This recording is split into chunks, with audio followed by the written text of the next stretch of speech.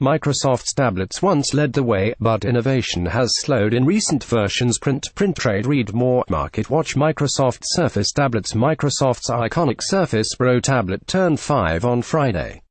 The original product led the way for other productivity Windows tablets and detachable computers, but on its 5th anniversary, Microsoft may be losing momentum. On Twitter, the Microsoft Surface team celebrated its revolution, which began when it discarded the limited Windows RT and brought full Windows 8 to the tablet market. 5 years ago today, a revolution was born when Surface turned Pro, the Surface account tweeted. And it was just the start. Surface sales faltered. That strong start has slowed, though. According to research firm IDC, unit sales of detachable Surface devices are down nearly 19% from a year ago. IDC's report, which analyzes the state of the convertible and slate market, shows an industry dominated by the high volumes of Android and iOS tablets sold by Apple, Samsung, and other vendors. Thanks in part to the popularity of its Surface products, Microsoft typically appears on the list, though usually at or near the bottom. This year, Microsoft's name didn't appear at all. A follow-up inquiry by PC World revealed why Surface sales fell significantly during the fourth quarter, and during all of 2017 as well, IDC said. The Surface Pro was important for Microsoft, because it led the way for other PC vendors to make slim, light Windows tablets that could be powerful business machines. A rise of viable competitors like Lenovo's MIX 520, for example, is likely one reason for the drop in Surface sales. But we as consumers should still be rooting for Microsoft to succeed. The company is one of the few willing to risk launching new products into new categories.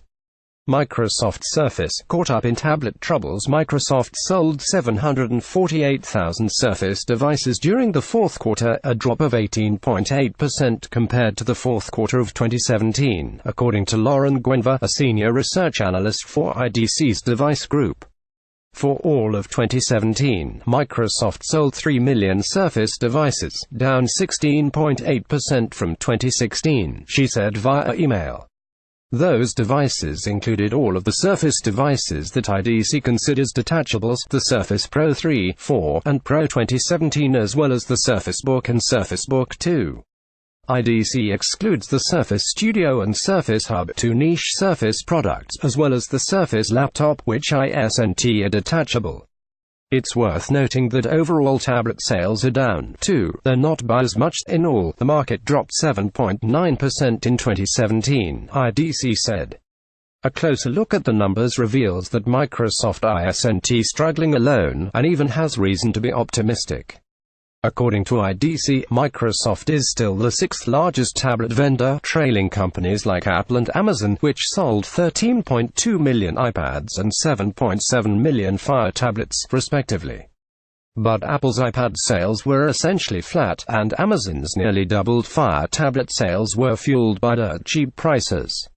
Samsung, which has done well in the tablet market, saw unit sales fall by 13%. Microsoft still ranks second in the true convertible market as defined by IDC, while the leader is Apple's iPad Pro. Detachables make up just 14% of the total tablet market currently, according to IDC, and are expected to grow over time. As to why Microsoft's Surface has struggled, Guenver gave several reasons. For one, she said, no one expected that tablet owners would treat them like laptops, buy one, and then hold on it for close to 5 years, rather than exchange them every couple of years as smartphone owners do. But Guenver also zeroed in on the lack of significant change within Microsoft's individual Surface lines.